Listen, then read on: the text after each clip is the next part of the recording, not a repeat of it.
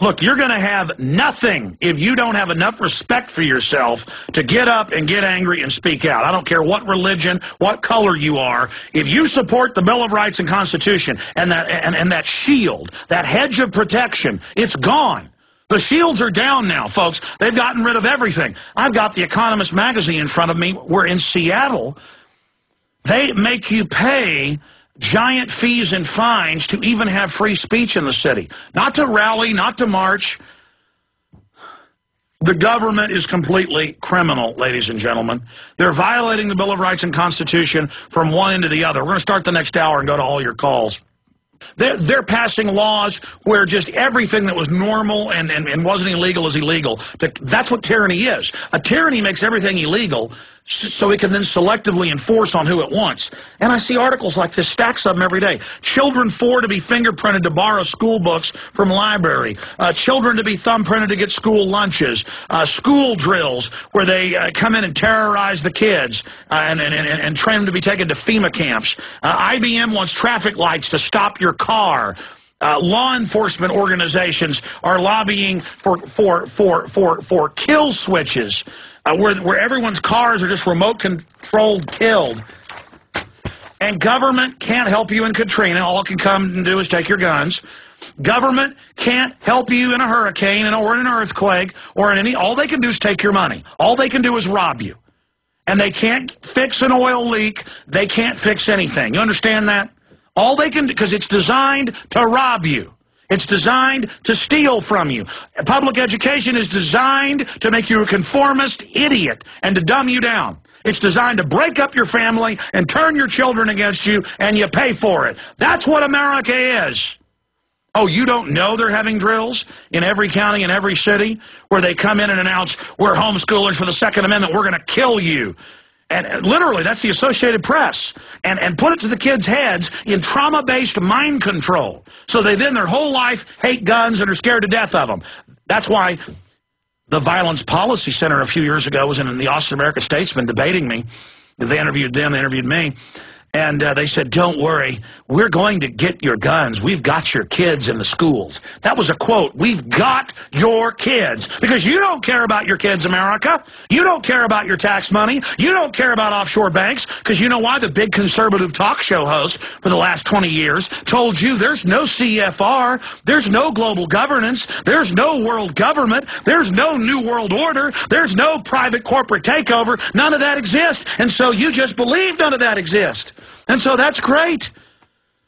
You know, I've talked about Israel's nuclear arsenal and how their Knesset 4 years ago threatened to nuke Europe if they didn't give them money. Now, I'm not even against Israel, but I am against a member of their Knesset saying that. That's their government.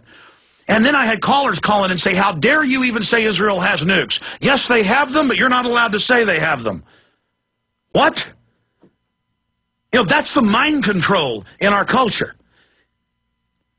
By the way, there are more newscasts now this week I've seen, CNN and others saying, yes, the troops grow the opium and ship it out, because if they don't, the Taliban will get the money and then we'll fund the terrorists. That's what they said in Vietnam. Oh, we better ship the heroin out or the commies will get it. We went there because the French lost control of the opium in Indochina in '58. Our troops were there for 7 years before you were told about it in Vietnam. We went to Afghanistan to get the schmack so you could, so idiots in Russia and the U.S. and other places could run a dirty needle up their vein and pump some poison in. I could play Geraldo Rivera right now on the TV telling you that growing smack is good. And if you aren't for heroin cultivation, you don't love the troops. In fact, let's just play it right now. Here it is. In your face. Opium in many, many ways. That is the principal crop that is being grown here. The Taliban lend the farmers the money. They are indebted to the Taliban. They have to grow the opium. Now the Marines, in their success, are in a sense a victim of their success. Oh, yeah. Because now the population is, you know, they have these opium fields, and we are tolerating it. Oh, we are tolerating the cultivation of the opium because we know that if we were to destroy it now, the population would turn against the Marines, and it would be a real security risk. Let me introduce Lieutenant Colonel Brian Christmas. He's the commanding officer of the 3rd Battalion, 6th Marines. Really a wonderful group of Marines. means here. I know that you care deeply about this contradiction, the fact that here you have I'm not the patriot. Forces in the world. I'm not for running heroin up your vein. And in a sense, you're watching as this opium is being grown. I know it grinds at your gut. How do you deal with it? What are you doing about it? Well, frankly, this is a part of their culture. So that's enough. You can go watch the whole clip on InfoWars and Prison Planet, and he goes on to say they help them grow it. You can go pull these numbers up. There is over a 12-fold increase to all-time records of opium.